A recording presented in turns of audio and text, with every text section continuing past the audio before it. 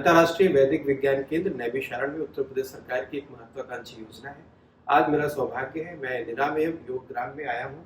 पूज्य स्वामी योग ऋषि स्वामी रामदेव जी हमारे साथ में हैं।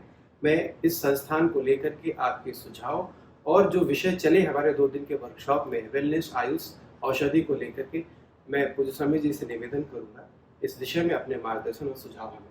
अंतर्राष्ट्रीय वैदिक विज्ञान अनुसंधान केंद्र एक बहुत श्रेष्ठ अनुष्ठान है, बहुत अच्छी सोच है जो ज्ञान, विज्ञान, प्रज्ञान, अनुसंधान, आविष्कार हमारे पूर्वजों ने की है, उनको केंद्र में रख करके एक बहुत बड़ा प्रतिष्ठान प्रारंभ कर।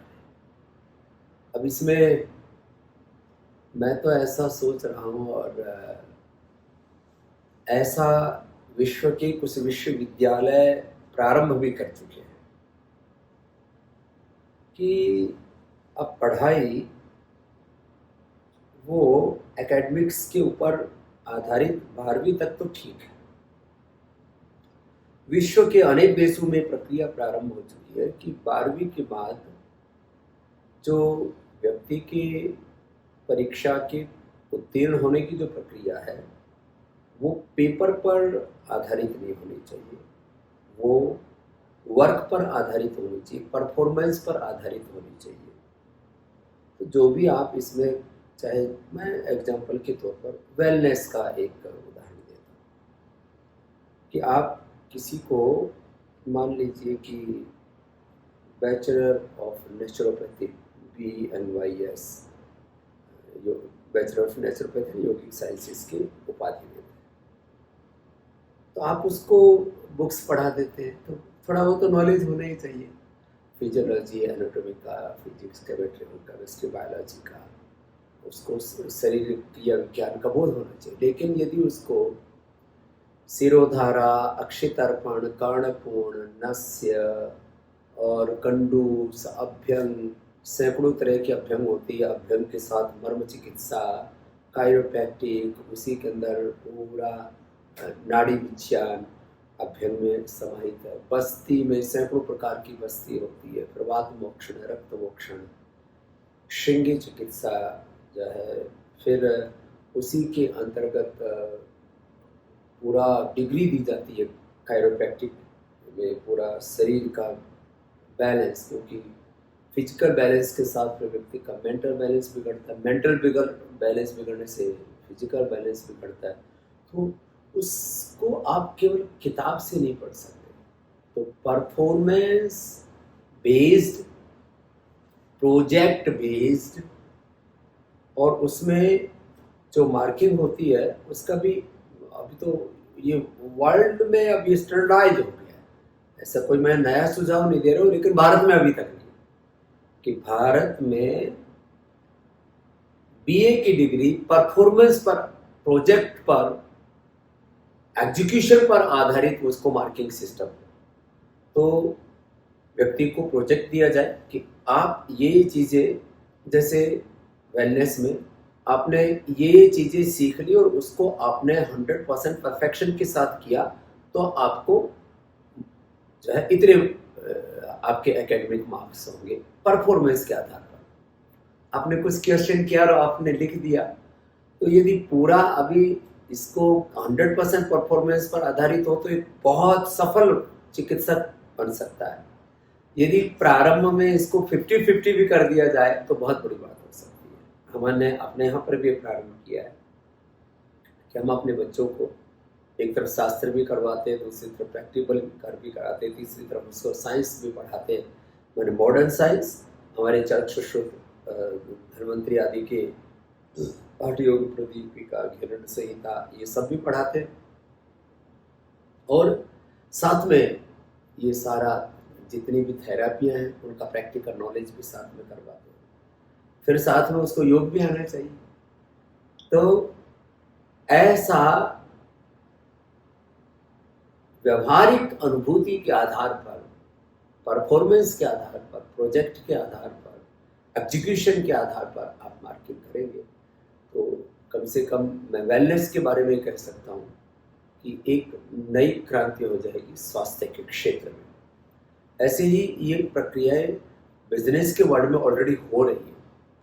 विदेशों में जो मैनेजमेंट और बिजनेस की पढ़ाई की जाती है, केस स्टडी करवाते थे पहले यूरोप आदि देशों में, अमेरिका ब्रिटेन में भी।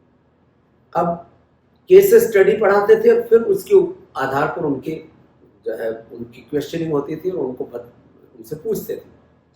ये भी अब पुरानी चीज़ होगी। अब वो कहते हैं कि आप यदि मैनेजमेंट और बिजनेस पढ़ रहे हो तो आप प्रैक्टिकली जा करके जो है ये काम करो, और काम करने के बाद आपने क्या परफॉर्मेंस किया, माना कि आपने ऑनलाइन प्रोडक्ट बेचा, आपने ऑनलाइन प्रोडक्ट बेच करके माना कि आप को 10 लाख का या 50 लाख का या 1 करोड़ का आपको एक टारगेट किया कि आप 1 करोड़ की सेल करेंगे तो आपको इतने मार्क्स मिलेंगे।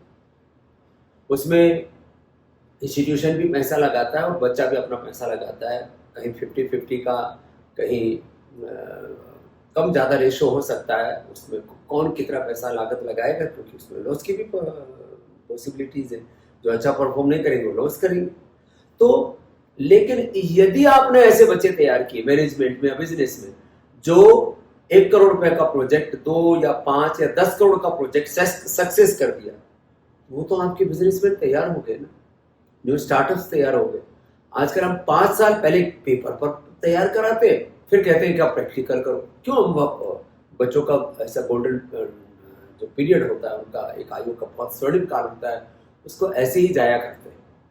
तो ऐसे कुछ नवाचार, कुछ नए प्रयोग प्रारंभ होंगे तो शिक्षा के क्षेत्र में एक नई क्रांति होगी, और हम पढ़े लिखे बेरोजगार नहीं बल्कि आजीविका के साथ उनका जीवन भी अच्छा हो, उनका कॉन्फिडेंस भी हो, और वो नए प्रतिमान गढ़ने वाले और कुछ नई प्रेरणा देने वाले आत्मनिर्भर भारत बनाने के क्षेत्र में एक नई भूमिका निभाने वाले युवक तैयार हैं। निर्भ्रांत जीवन को लेकर के आपके हाल ही में लिखे आलेख को मैं पढ़ रहा था। कृण्वन्तो विश्वमार्यम के उद्घोष को लेकर के पतंजलि पूरे विश्व में काम कर रहा है, और ये हम सब के लिए एक प्रेरणा स्रोत है। मैं निश्चित रूप से आपसे एक अंतिम सुझाव के रूप में यह जरूर चाहूँगा कि किस तरीके से पतंजलि संस्थान को अपना सहयोग दे पाए। देखिए, हम तो विशुद्ध रूप से परफॉर्मेंस के आधार पर काम करते हैं। आज हमने जो भी कुछ किया है, ठीक है, हमने पढ़ाई भी की, व्याकरण शास्त्र पढ़ा, दर्शन, उपनिषद, वेद आदि शास्त्र पढ़े, लेकिन वो पढ़ाई में कहता हूँ खाली एक फाउंडेशन का काम करता है। जो कुछ हमने किया, जो कुछ हमें निमित्त बना करके भगवान ने कराया गुरु भगवत कृपा से, उसका 99% जो भी है वो परफॉर्मेंस है। तो जो भी आपके बच्चे प्रैक्टिकल, आपको ऐसा करना चाहिए कि जो इसमें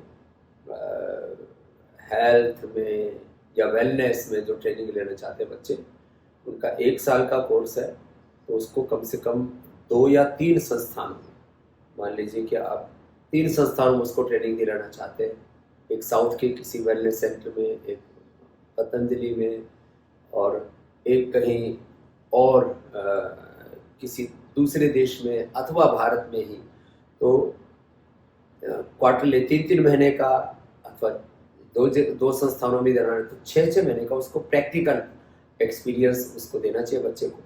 तो जो भी ऐसी प्रैक्टिकल ट्रेनिंग्स होंगी उसको हम प्रोवाइड करेंगे। व्यस्ततम समय में आपने हमें समय दिया, बहुत बहुत धन्यवाद।